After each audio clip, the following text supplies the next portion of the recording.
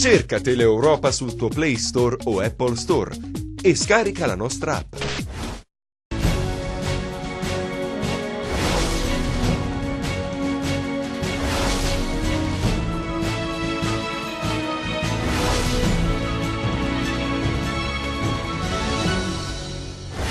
Nella relazione della DIA grande spazio è dedicato all''ndrangheta e ai rapporti con la politica. Nel 2017 ci sono state 55 denunce per voto di scambio e diversi comuni sciolti, salgono estorsioni e rapine.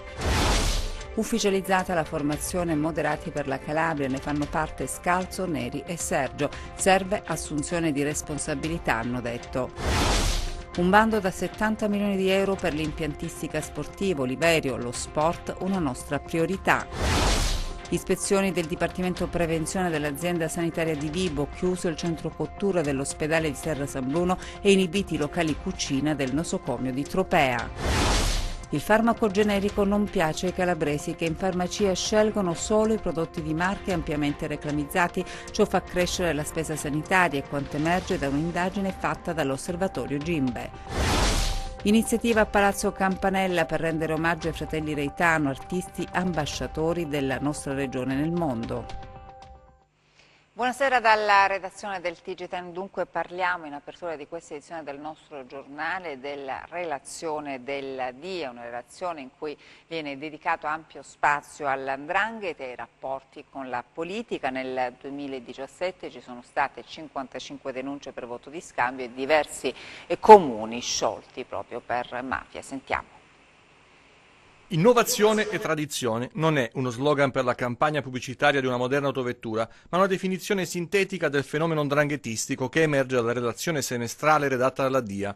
L''ndrangheta, esaminata nel primo capitolo della relazione, continua a rappresentare un'organizzazione fortemente strutturata su base territoriale, fondata sulle famiglie, tendenzialmente refrattaria al fenomeno del pentitismo, articolata su più livelli e provvista di organismi di vertice. L'analisi del semestre conferma la ramificazione della criminalità organizzata calabrese, costantemente proiettata verso la moltiplicazione della ricchezza e l'esercizio del potere, ma ancora legata ai rituali di affiliazione, indispensabili per definire appartenenze e gerarchie interne, per rafforzare il senso di identità e per dare riconoscibilità all'esterno, anche in contesti extraregionali e persino internazionali. Il modello organizzativo viene sistematicamente replicato anche al di fuori del territorio d'elezione, dove le cosche cercano in vario modo di accreditarsi per accedere a quei circuiti utili a condizionare scelte politiche e amministrative, regolare rapporti con imprese, enti, banche e istituzioni. Un'ambizione che di fatto ha determinato la proiezione delle ndrine verso le aree più ricche del paese e all'estero, dove è ormai consolidata la capacità di riciclare e reimpiegare i capitali illeciti,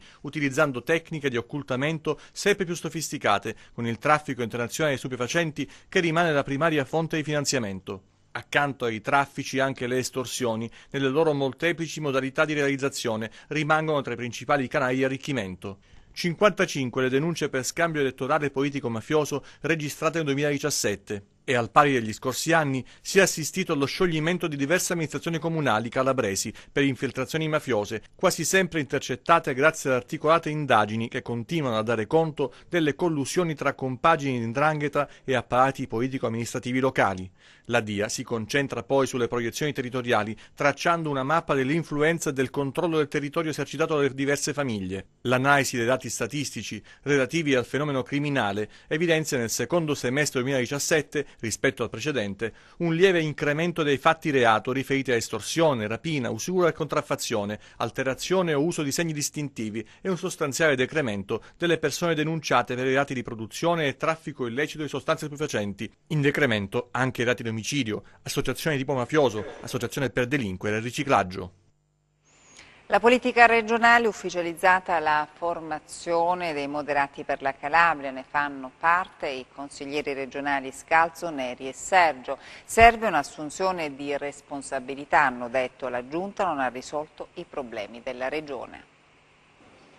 Cambia la geografia politica nel Consiglio regionale. Antonio Scalzo, Peppe Neri e Franco Sergio hanno dato vita al gruppo Moderati per la Calabria, una neoformazione che potrebbe ingrossare le fila dell'opposizione, visto che i tre da più tempo mostrano insofferenza e insoddisfazione nei confronti del governo regionale. Più volte gli stessi hanno lamentato la scarsa incisività della Giunta nell'affrontare i problemi della Calabria, parlando di scollatura tra azione amministrativa e cittadini. Se non è una dichiarazione di guerra, poco ci manca, visto che nel documento con il quale annunciano la nascita del gruppo non viene risparmiata neanche la seconda giunta, che non ha dimostrato alcuna capacità risolutiva. Si apre dunque un nuovo scenario a Palazzo Campanella, destinato a creare non pochi problemi all'attuale maggioranza, composta da 16 consiglieri del centrosinistra su un totale di 31 componenti. Questo significa, visto che in 3 si sono costituiti gruppo autonomo, che la maggioranza non è più blindata e autosufficiente, esposta quindi ai mal di pancia che di volta in volta potranno registrarsi nelle sedute del Consiglio. Presentato a Catanzaro il bando per l'impiantistica sportiva, un bando da 70 milioni di euro. Le parole del governatore Oliverio, che ha detto: lo sport è una nostra priorità.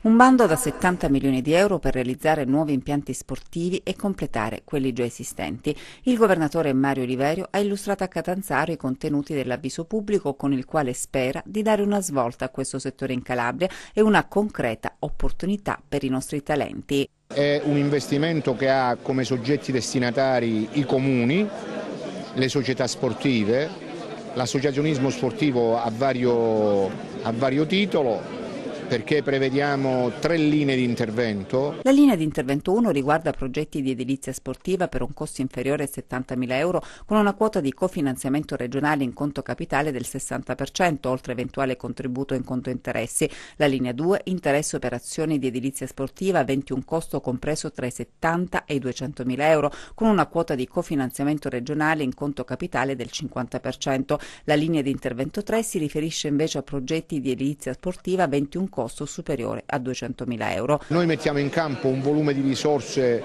di 32 milioni di euro a carico della Regione, che con il concorso privato supereranno il 75 milioni di euro e naturalmente sul quadro delle domande che saranno presentate valuteremo eventuali rafforzamenti di investimenti.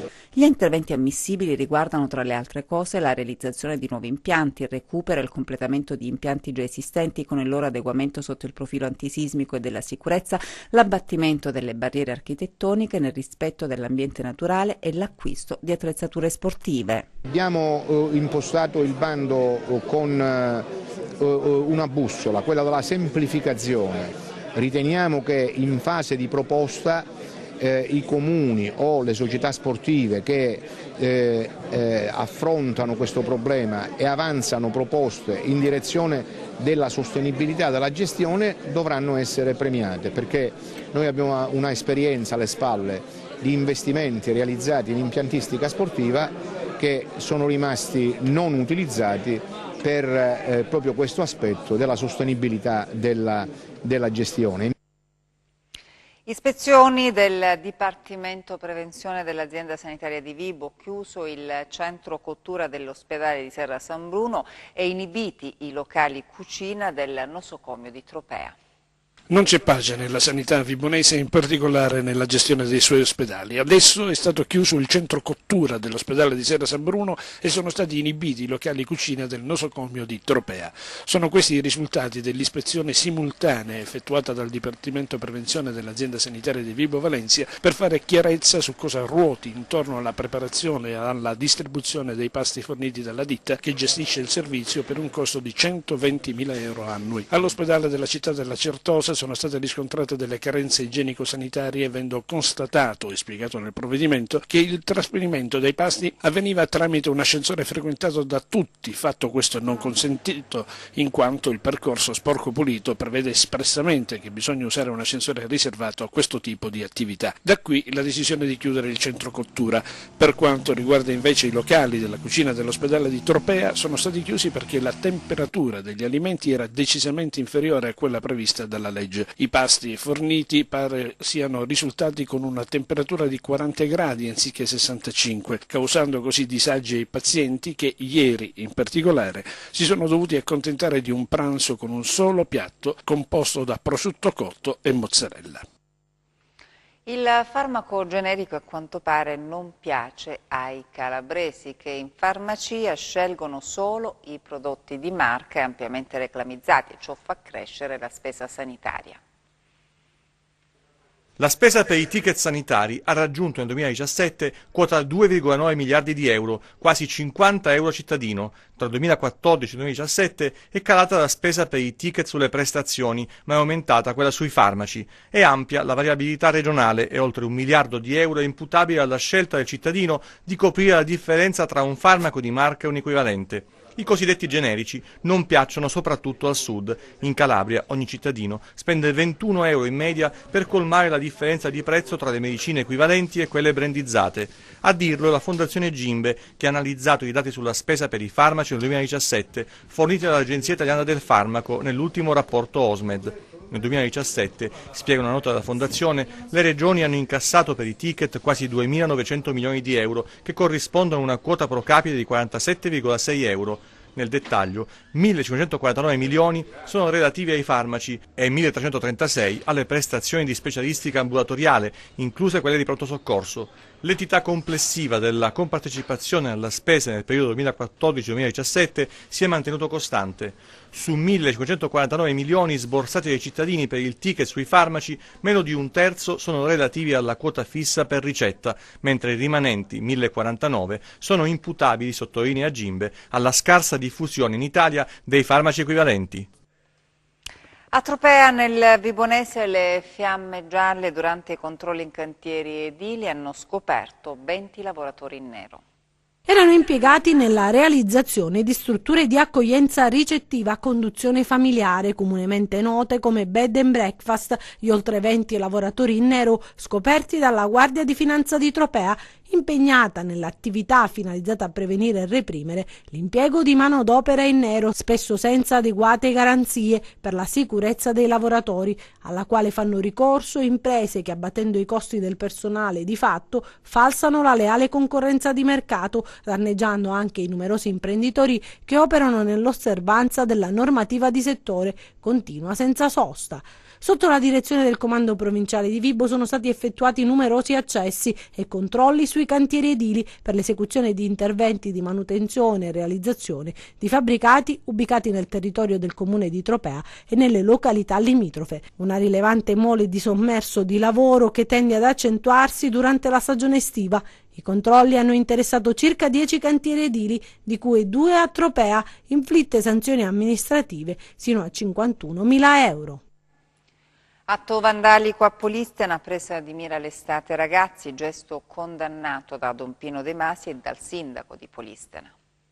Una di quelle intimidazioni di cattivo gusto che lasciano il segno, perché ad essere colpiti sono i più piccoli. Siamo a Polistena e come ogni anno da un trentennio a questa parte viene organizzata l'estate ragazzi e proprio l'altra notte nel cortile della scuola secondaria Ierace, quartier generale che da 30 anni ospita la rassegna, è avvenuto il raid vandalico. Ignoti tra le 22 e l'1 di notte hanno danneggiato l'allestimento dell'estate ragazzi. A scoprire i danni sono stati i giovani dello staff organizzativo. Senza perdersi d'animo, i ragazzi hanno lavorato in modo ininterrotto sino alle 5 di mattina per rimettere tutto a posto, riuscendo a ricostruire l'intero scenario. Don Pino De Masi, dopo aver esporto denuncia alla locale stazione dei Carabinieri, ha parlato di ragazzi mandati da adulti puntando il dito contro le cosche locali che a suo dire sarebbero in sofferenza. Solidarietà anche dal primo cittadino di Polistena Michele Tripodi, sia a Don Pino De Masi che all'associazione Il Samaritano. La vile spedizione, ha affermato il sindaco Tripodi, è un atto criminale teso a lanciare un segnale destabilizzante e intimidatorio nei confronti di tutti coloro che da anni sacrificano i loro momenti di svago e spensieratezza estiva per mettersi a disposizione degli altri. Adesso i nostri 100 secondi di cronaca. Il Tribunale di Reggio Calabria ha assolto per non aver commesso il fatto gli ex dirigenti del settore lavori pubblici del comune Marcello Cammero e Pasquale Crucitti. Erano stati rinviati a giudizio con l'accusa di omicidio colposo in relazione al decesso di un pensionato avvenuto il 1 marzo del 2011 in località Pettogallico per gli effetti di una frana che aveva travolto l'auto su cui viaggiava l'anziano mentre percorreva una strada comunale. 8 anni e 8 mesi di reclusione per il reato di concorso esterno è la richiesta avanzata dal PM nella requisitoria in abbreviato del processo Crisalide contro la Cosca Cerra Torcaso Gualtieri nei confronti dell'ex consigliere comunale di Lamezia Pasqualino Ruberto e di Giovanni Paladino, medico, già consigliere comunale in passate consigliature, padre di Giuseppe Paladino, ex vicepresidente del Consiglio Comunale di Lamezia prima dello scioglimento per infiltrazione mafiosa.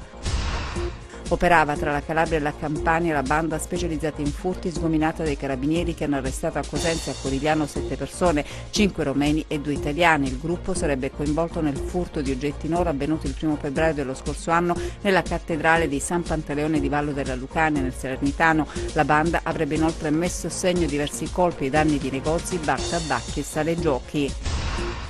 I carabinieri di Corigliano Calabra hanno arrestato un 43enne per furto di oltre 100 kg di infissi. L'uomo è stato sorpreso mentre stava asportando, dopo averli tagliati a pezzi, degli infissi in alluminio da un'abitazione sita al piano terra di una palazzina e li stava caricando all'interno della propria autovettura appositamente modificata. Ritrovato dai vigili del fuoco il cadavere di un uomo nel lago Angitola. Si tratta di un 67enne di Pizzo scomparso dalla sua abitazione. Sul posto anche le forze dell'ordine che hanno avviato le indagini per ricostruire la dinamica dei fatti. Cambiamo argomento. A Rende domani presso il Museo del Presente alle 18 un importante appuntamento per prevenire le malattie oncologiche con screening gratuiti e un convegno sul tema. Ne abbiamo parlato con gli organizzatori dell'evento. Francesca Caruso, parliamo di questa prima edizione di Diamo un calcio al cancro, una serata di prevenzione e screening gratuiti che si terrà proprio il 19 luglio dalle ore 18 presso il Museo del Presente a Rende. Allora, intanto ti voglio dire che l'idea di questo evento è nata da un mio problema, da una mia esperienza personale, e ti posso dire che se non ci fosse stata la prevenzione io oggi non sarei qui a parlare con te, quindi ecco l'importanza della prevenzione. E poi è nata dalla discussione con una mia amica, perché mi ha detto: guarda che Francesca, la prevenzione costa. E in effetti dobbiamo dire di sì, la prevenzione ha un costo. Allora noi, insieme alle altre associazioni, l'associazione Ali Rosa, la Lilli, la LILT, l'Avis provinciale, l'Avis Giovani, l'Ensi e i medici Cosenza Calcio, con il patrocinio gratuito del Comune di Rende, abbiamo pensato di organizzare questa serata. Ci saranno degli esami diagnostici gratuiti, come la mammografia, le ecografie addominali, l'ecografia mammaria e la MOC. Quindi insomma una serie di esami e poi delle consulenze. Noi sulla locandina abbiamo scritto consulenze, in realtà non sono soltanto delle discussioni con i medici, non sono visite mediche, quindi questo lo voglio sottolineare. Per il resto insomma è stata un'idea che abbiamo voluto a tutti i costi e che è stata praticamente un'idea fatta con la voglia di fare, e grazie agli amici, ecco, la vicinanza degli amici, la sensibilità di tutti insomma, gli amici sia delle associazioni che miei personali, quindi li voglio ringraziare. Tanto li invito a venire e a sottoporsi a questo screening, a questi esami. Io la cosa che voglio dire è che purtroppo abbiamo 2 ore e mezza, quindi in 2 ore e mezza non potremo soddisfare tutte le richieste, perché dalle telefonate che stiamo ricevendo verrà tantissima gente, per cui a me dispiace veramente, ma non abbiamo fatto veramente insieme alle associazioni, io devo ringraziare intanto Antonella Riccioppo, che è la presidente di Associazione Ali Rosa, che è un'altra mia, diciamo, fra virgolette, collega in questo senso, che si è spesa moltissimo, però in 2 ore e mezza non riusciamo a fare altro, abbiamo fatto davvero l'impossibile. Stiamo parlando già di una seconda edizione in autunno. Iniziativa a Palazzo Campanella per rendere omaggio ai fratelli Reitano. 2 figli della nostra terra che con il loro impegno hanno contribuito alla diffusione della cultura musicale e al riscatto sociale di un territorio martoriato e troppo spesso balzato agli onori della cronaca. A Palazzo Campanella un'iniziativa per ricordare i fratelli Reitano, Mino e Franco, compositori ed artisti calabresi che hanno lasciato una traccia profonda nella cultura musicale italiana ed un'eredità etica di altissimo livello. Un omaggio a due grandi artisti di Fiumara in provincia di Reggio Calabria, che ha visto la partecipazione di Giovanni Nucera, consigliere regionale delegato allo sport, alle politiche giovanili e associazionismo e volontariato, e del fratello di Mino, Gegè Reitano, visibilmente commosso, un susseguirsi di emozioni, musica, ricordi e sentimento. E oggi noi li ricordiamo perché loro hanno dato tanto a questa regione e noi vogliamo ricordarli per far sì che tutte quelle figure che quotidianamente svolgono un ruolo importante per la nostra regione vengano ricordate da parte dell'istituzione regione. Una notizia che riguarda il Cosenza Calcio, perché anche Baclé rinnova l'attaccante francese, vestirà la maglia del Cosenza in Serie B, prolungato infatti il contratto per un'altra stagione. E adesso le previsioni del tempo.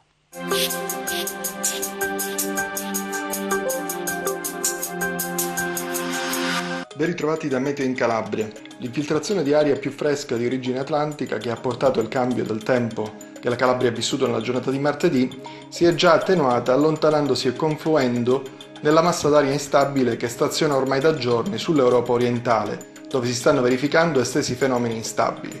Da mercoledì pertanto la Calabria vedrà migliorare le condizioni meteo con temperature che inizieranno a risalire ma senza toccare picchi troppo elevati. Passiamo alle previsioni in dettaglio. Per domani inizialmente ancora nubi sparse sui litorali tirrenici ma senza fenomeni degni di nota, altrove sereno. Durante le ore del pomeriggio aumento della nuvosità cumuliforme su Sile e Pollino ma senza fenomeni. Da segnalare invece dal tardo pomeriggio la possibilità che qualche temporale scoppiato nel pomeriggio sull'Appennino Lucano possa sconfinare sull'Alto Ionio Cosentino, apportando qualche pioggia sparsa su quelle zone. Temperatura in aumento. Domani mari ovunque poco mossi, venti da nord-ovest deboli sul Tirreno, di direzione variabile sullo Ionio. Per ulteriori approfondimenti vi rimando al nostro sito www.meteoincalabria.it e alla nostra pagina Facebook Meteo in Calabria. Ed è tutto, grazie per l'attenzione, buon proseguimento.